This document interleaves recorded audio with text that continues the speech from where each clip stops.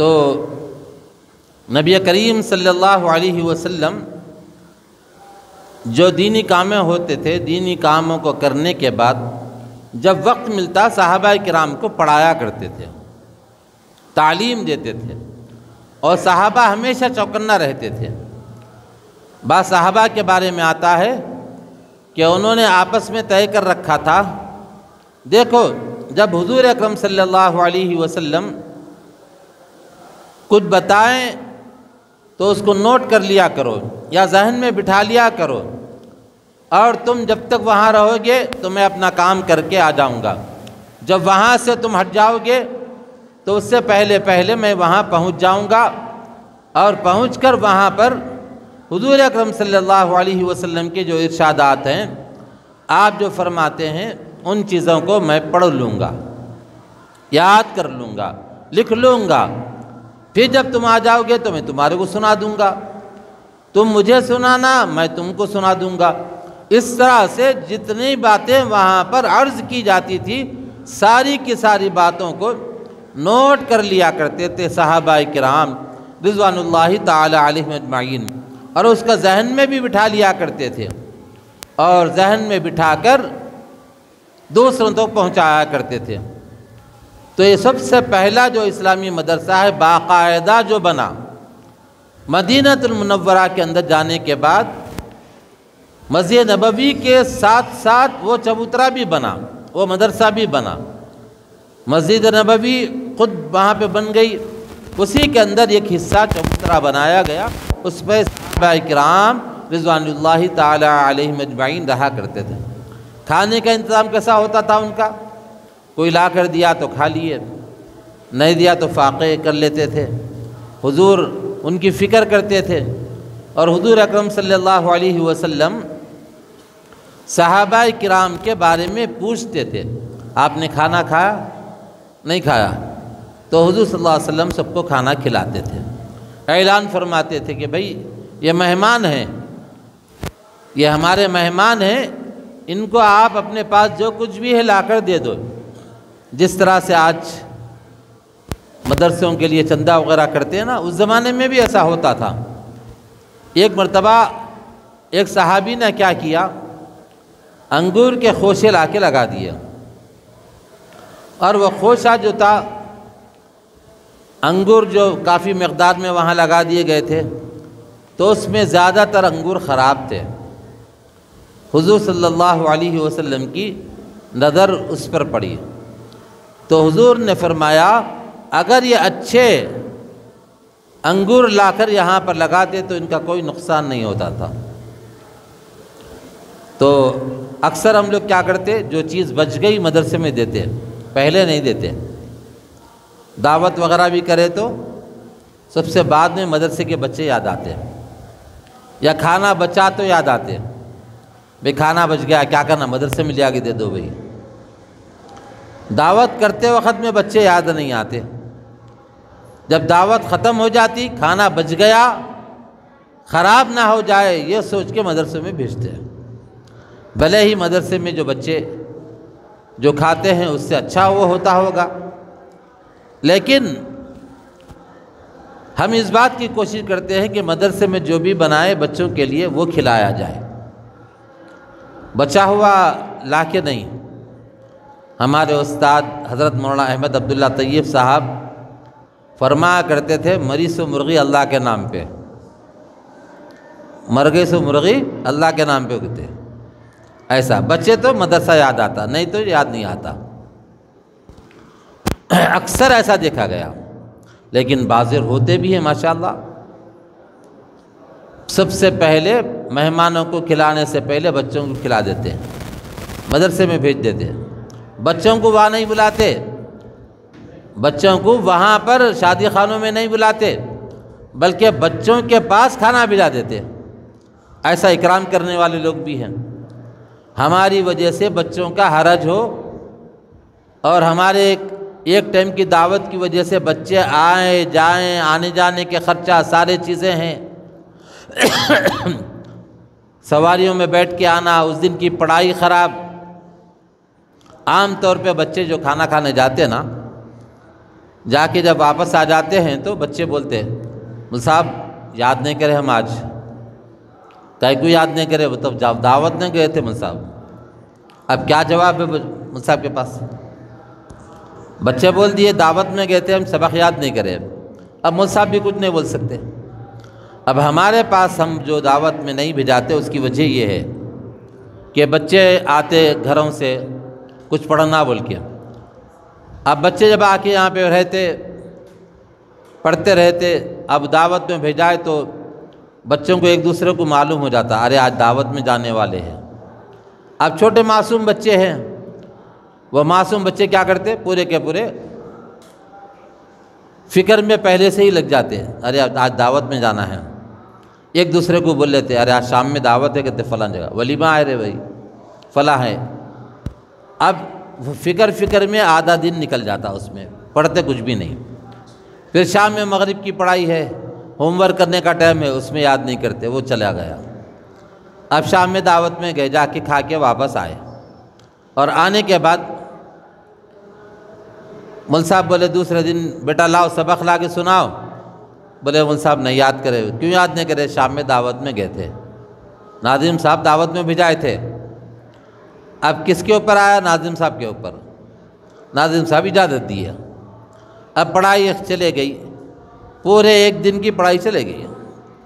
اب بچوں کو تو بہانہ چاہیے، جو بچے نہیں پڑھنا چاہتے بہانہ ڈھونڈتے رہتے کہ بھئی کیسا تعلیم سے رکنا، اور شیطان اس کے لیے بڑا زور لگاتا، اور بچوں کو تعلیم سے روکنے میں بڑا مزہ آتا اس کو۔ ایک مرتبہ شیطان کا دربار سجا ہوا تھا، ابلیس جو ہے نا شیطانوں کا بڑا، 1000 سال اللہ کی عبادت کیا اس نے، اور بہت بڑا ولی تھا، ولی اللہ کی عبادت کرتا تھا، 1000 سال کرا، سال 2 سال 3 سال نہیں، 10 سال 20 سال نہیں، 1000 سال عبادت کرا۔ حضرت آدم علیہ السلام کا جب پتلا بنائے اللہ تعالیٰ، بنانے کے بعد اس میں روح پھونکے، اس کے بعد بولے کہ ابلیس آدم علیہ السلام کو سجدہ کر، تو ابلیس بولا میں کیوں کروں ان کو سجدہ، وہ مٹی کے بنے ہوئے ہیں، میں آگ کا بنا ہوا۔ آگ کی خاصیت نیچے جلائے تو اوپر جاتی، اس کی شعاعیں اوپر جاتی ہیں، مٹی کی خاصیت یہ ہے کہ اوپر ڈالے تو نیچے گرتی ہے۔ بولے وہ مٹی کے بنائے ہوئے ہیں، میں آگ کا بنایا ہوا ہوں، میں کیسے سجدہ کرنا؟ لیکن یہ نہیں سوچا کہ سجدہ کرنے کے لیے بولنے والا کون ہے؟ ان کو بھی بنانے والا وہی اللہ ہے، اور اس کو بھی بنانے والا وہی اللہ ہے۔ تو اس نے جب اللہ کے سامنے تکرار کی، حجت کی، اس نے اعتراض کیا، تو اللہ تعالیٰ اس کو وہاں سے نکال دیا، راندہ درگاہ ہو گیا۔ اللہ تعالیٰ بولے چل خبیث ابلیس یہاں سے بھاگ چل، دنیا میں بھیج دیا۔ جب آنے لگا تو ان بولا میں آپ کے بندوں کو بھٹکاؤں گا، دائیں سے بائیں سے آگے سے پیچھے سے، چاروں طرف سے بھٹکاؤں گا، اوپر سے نیچے سے نہیں بولا۔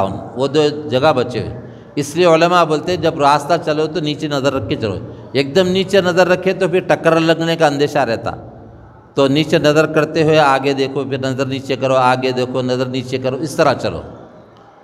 تو وہ ابلیس بولا کہ بھئی چاروں طرف سے بھٹکاؤں گا آپ کی امت، آپ کے بندوں کو۔ اللہ تعالیٰ بولے جو بندہ بھٹک گیا اگر میرے دربار میں آ کے بولا یا اللہ مجھے معاف کر دے، میں سچی توبہ کرتا ہوں، تو میں اس کو معاف کر دوں گا، تو ابلیس وہاں سے چلاتا ہوا دنیا میں آیا۔ تو وہ ابلیس کیا کرا؟ سمندر پہ اپنا تخت بچھایا، بچھا کے سب کے حالات پوچھنے لگا، کارگزاری پوچھنے لگا، تم کیا کر کے آئے، تم کیا کر کے آئے، تم کیا کر کے آئے۔ ایک بولا میں قتل کرا دیا، بولے شاباش ٹھیک ہے بیٹھ جاؤ۔ سب کو بائیں طرف بٹھایا، مسلمانوں کا آپس میں لڑا دیا، بولے چل ٹھیک ہے اچھا کام کرا، بازو بیٹھ جاؤ، بائیں طرف بٹھایا۔ ایسے ہی کئی کام گنائے اس کے چیلے، جب کام گنائے تو اس نے کیا کیا؟ بائیں طرف بٹھایا۔ ایک بازو میں ایک چیلا بیٹھا ہوا تھا، شیطان اداس بیٹھا ہوا ہے، ان دل میں سوچ رہا انہوں قتل کرا دیے، لڑائی جھگڑا کرا دیے، فساد برپا کرا دیے، تو بھی شاباش بول کے بازو بٹھایا، بائیں طرف بٹھایا، اب میرا کام تو چھوٹا ہے، یہ کام پہ کیا بولیں گا، اس لیے اداس بیٹھا۔ تو اس کی نظر پڑی ابلیس کی، جناب آپ بتائیے کیا کر کے آئے؟ صاحب میں کچھ بھی نہیں کرا، وہ دیکھ آخر کرا کیا یہ تو بول۔ نہیں صاحب بچے مدرسے کو جا رہے تو دو بچوں کو آپس میں کھیل میں لگا دیا، کھیلتے رہے دن تمام، پھر شام میں مدرسہ چھوٹنے کے بعد جو ٹائم ہوتا وہ ٹائم پہ گھر کو چلے گئے، جا کے بولے مدرسے میں پڑھ کے آ گیا بول کے بولے بس ایک چھوٹا کام کرا میں، بولے شاباش ادھر آ بول کے اس کو تھپکی مارتا، پیٹھ تھپ تھپاتا، اس کی پیٹھ تھپ تھپا کے بولتا سیدھے طرف بیٹھ تو بولتا۔ بولے تو دوسرے بولتے ہاں ان اتنا کام کرا تو اس کو اتنی شاباشی دے رہا، ہم نے قتلہ کرا دیے، لڑائیاں لگا دیے، جھگڑے کرا دیے، فساد برپا کرا دیے، لیکن کچھ بھی نہیں۔ ہمارے کو بولا ٹھیک ہے بازو بیٹھ جاؤ، بلکہ بول رہا باس ہمارا ابلیس۔ اب ان خالی چھوٹے بچے، معصوم بچے، وہ بھی معصوم بچوں کو پڑھنے جا رہے تھے تو رکا کے کھیل میں لگا دے کے شام میں گھر کو آئے، آ کے بولے بھائی جو کچھ بھی ہم پڑھنے کا تھا پڑھ لے کے واپس آ گئے بول کے بولے، تو اس کو شاباشی ڈبل دے کے سیدھے طرف بٹھایا بول کے لوگ اعتراض کرتے تو ابلیس بولتا ٹھیک ہے ادھر آؤ، اس کا جواب دیتا ہوں۔ پورے چیلے ساتھ میں ہیں، ابلیس جا رہا۔ اب رات کا ٹائم ہے، رات کا ٹائم ایک عالم صاحب کے پاس جاتا، پڑھے لکھے جو رہتے ہیں، عالم صاحب کے پاس جا کے کھٹکا مارتا زور سے، اندر سے آواز آتی کون؟ جبرائیل آئے۔ ہاں انہوں بولتے جبرائیل اب کہاں آتے؟ جبرائیل علیہ السلام تو حضور کے زمانے میں آتے تھے، اور اب تو جبرائیل آنے والے نہیں ہیں، حضور کے پاس، انبیاء کے پاس اللہ کے پیغامات لایا کرتے تھے جبرائیل علیہ السلام، اب وہ سلسلہ ختم ہوا، نہیں آنے والے ہیں۔ تو انہوں سمجھ گئے مل صاحب، اندر حافظ صاحب، عالم صاحب جو تھے، بولے لا حول ولا قوت الا باللہ، مردود تو شیطان ہے، ابلیس ہے تو، جبرائیل علیہ السلام اب نہیں آتے، معلوم نہ، وہ سلسلہ ختم ہو گیا۔ بولتے وہاں سے دم دبا کے نکلتا، اور ایک عالم صاحب کے پاس گئے تو انہوں بھی اسی جواب دیتے۔ پھر اس کے بعد ایک عابد کے پاس جاتا، عابد بولے تو عبادت کرنا، خالی لا الہ الا اللہ پڑھ لیتے بیٹھنا، اس کو قرآن پڑھ رہا، روزہ رکھ لے رہا، سب ہے، لیکن مسائل نہیں معلوم، دینی معلومات نہیں ہے اس کو، عالم نہیں ہے، ان پڑھا لکھا نہیں ہے، ان جو مصحف بولے اتنا کر لیتا۔ اب بعض لوگ رہتے دیکھو یہاں بیٹھے ہوئے تو وہیں بیٹھتا، وہاں سے اڑتا ہی نہیں، ان اس کو بولے وہیں بیٹھے ہوئے تو وہیں بیٹھتا، کتا آیا ہکالو بولے تم نہیں ہکالتا، ان نہیں بولے خالی بیٹھنے کے واسطے بولے ہمارے کو بولتا۔ تو ویسے جو عابد صاحب تھے وہ ان کے پاس لے کے گیا ابلیس، شیطان کے چیلے پورے ساتھ میں ہیں، جا کے کھٹکا مارتے ہیں، کون؟ بولے جبرائیل ہے، بولے کیا بات ہے کیسے آئے؟ نہیں آپ کی عبادت اللہ کو بہت پسند آئی تو اللہ تعالیٰ اپنے پاس بلائے آپ کو، بولے اچھا اللہ تعالیٰ بلائے میرے کو، بولے ہاؤ، تو انہوں نے ٹھہرا بھی آ رہا ہوں میں، بولے تو ان بولتا دیکھو آتے وقت میں ذرا آنکھوں میں پٹی بن لے کے آنا، میں سواری لے کے آیا براق کی سواری، اس پہ آنا ہے آپ کو۔ انہوں نے صحیح بھی اللہ تعالیٰ کو میری ادا آج کی بہت پسند آئی ہوں گی، آج رو کے دعا کرا تھا تہجد میں، اللہ کو پسند آیا شاید اس لیے جبرائیل کو بھیجائے۔ تو انہوں بولے اچھا ٹھیک ہے بول کے، اور جا کے کپڑے وپڑے اچھے صاف ستھرے پہن لے کے، سرما ورما لگا لے کے، عطر اتر لگا لے کے اندر سے آئے، اور پہلے سے بولا تھا کہ آنکھوں پہ پٹی باندھ کے آنا۔ ان ابلیس کیا کرا تھا، اپنے ساتھ گدھا لے کے آیا تھا، گدھا، اب ان کو پکڑ کے اٹھا کے گدھے پہ بٹھایا عابد صاحب کو۔ تو اب جیسے ہی گدھے پہ بٹھایا تو پیٹ کیا کرا، گدھے کے منہ کی طرف کرا، دم کی طرف منہ کرا، منہ کر کے بٹھا دیا، اور اس کے بعد تھوڑی دور چلایا، چلانے کے بعد ایک پہاڑ تھا، پہاڑ کے اوپر چلایا۔ اب پہاڑ کے اوپر گدھا چڑھنے لگا تو ان بولا کہاں جا رہے؟ وہ تو نہیں آسمان کی طرف جا رہے، چڑھ رہے اوپر، بولے اللہ تعالیٰ بلائے عرش پہ جا رہے، بولے اچھی بات بول کے۔